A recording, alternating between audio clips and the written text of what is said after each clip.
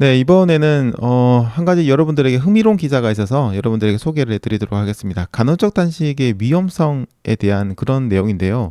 최근에 간헐적 단식을 하는 분들에게 좀 흥미로운 그런 기사가 나왔어요. 자, 이게 이제 모든 간헐적 단식 방법에 해당되는 거는 아니고 우리가 보통 이제 16-8이라고 부르는 16시간 동안 단식하고 8시간 동안만 식사를 하는 간헐적 단식이 있는데요. 그 방법에 대한 그런 내용이에요. 기사예요. 이게 미국의 워싱턴 포스트에서 보도된 내용인데요. 한번 읽어보면 대충 이렇습니다. 8시간 동안 이제 하루 식사를 마치는 방식, 그러니까 기존의 간헐적 단식이 방법이 심혈관 질환의 사망률을 높인다는, 그것도 상당히 크게 높인다는 그런 연구 결과가 나왔다고 해요. 이게 이제 16-8 단식이라고 부르는데, 이 16-8 단식이 사실은 크게 부담이 없어요. 저희가 그걸 수행하는데. 그래서 일반적으로 사람들이 가장 많이 선택하는 방법 중 하나거든요. 그런데 이게 아까 얘기 드린 것처럼 이게 이제 좀 문제가 좀 많이 될 수 있다고 해요. 이게 미국 심장학회가 18일에 발표한 논문이 있는데요. 거기에 따르면 이게 2003년부터 2018년까지 미국에 있는 전역 성인 2만 명을 상대로 조사를 했는데요. 이 16-8 단식을 고수하신 분들의 경우에는 심장질환 사망률이 다른 분들보다 한 91% 정도 높은 것으로 나타났습니다. 91%면은 상당히 높은 수치라고 저희들이 할 수 있을 것 같아요.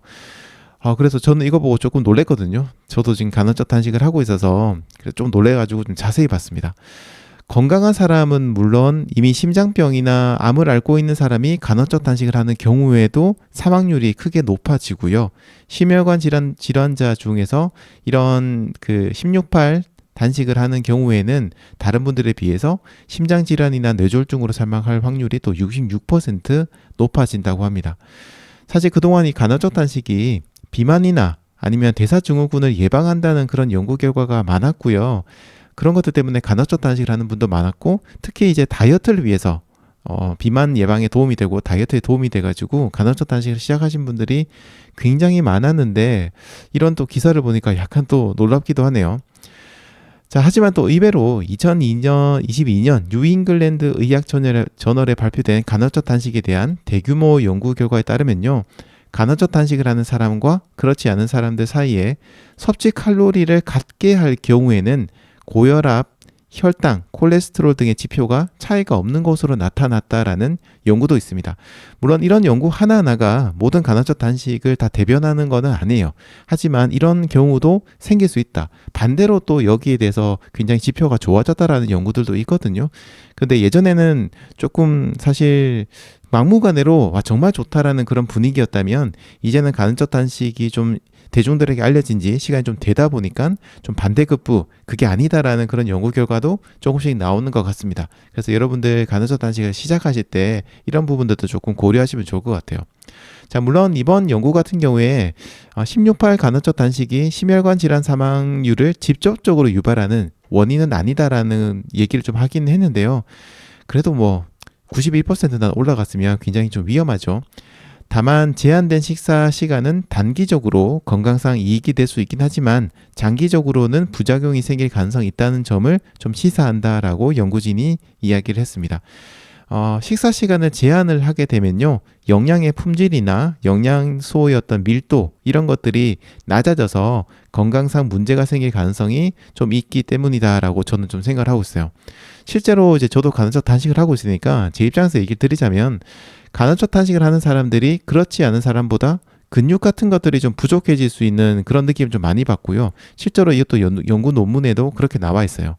내과 학회지에 실린 논문을 좀 보면은 3개월 동안 간헐적 단식을 하는 사람들의 근육 감소가 그렇지 않은 사람들보다 좀 많은 걸로 밝혀졌어요. 자, 이거는 제 생각인데, 그 근육을 유지하기 위해서 필요한 단백질이라든지 이런 영양소를 제때 공급하지 못하기 때문이 아닐까 생각을 해요. 특히 평소에 운동을 열심히 하시는데 간헐적 단식을 한다. 그러면은 운동을 하고 난 이후에 영양소를 빨리 공급해줘야 되거든요.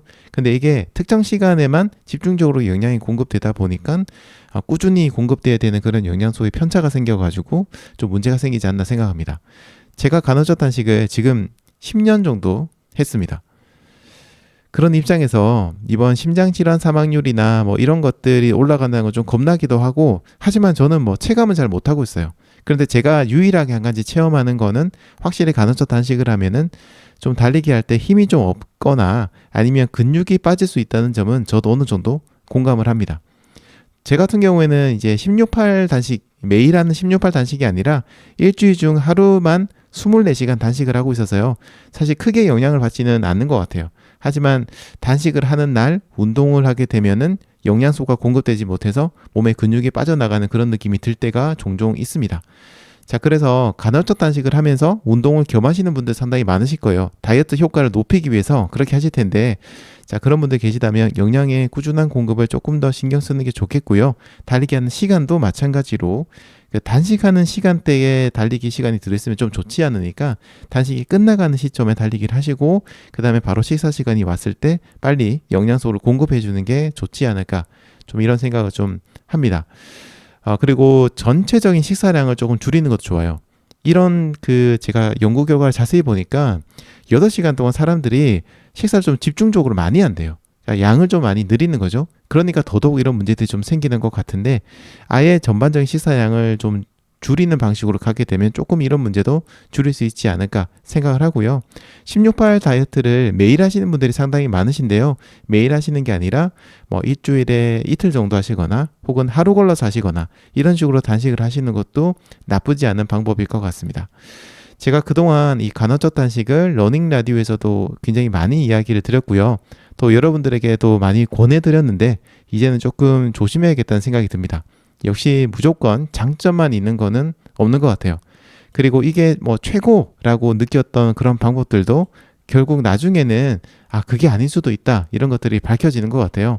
그래서 저도 앞으로 이제 러닝 라디오에서 이야기를 할 때 조금 더 조심해야겠다는 생각을 하게 됩니다. 제가 경험한 방법이 아무리 좋더라도 그게 정말로 그런지는 알 수 없고, 또 모든 분들에게 해당되는 거는 아닐 수 있기 때문이에요. 자, 오늘 기사를 보면서 한 가지 더 배워가는 것 같습니다.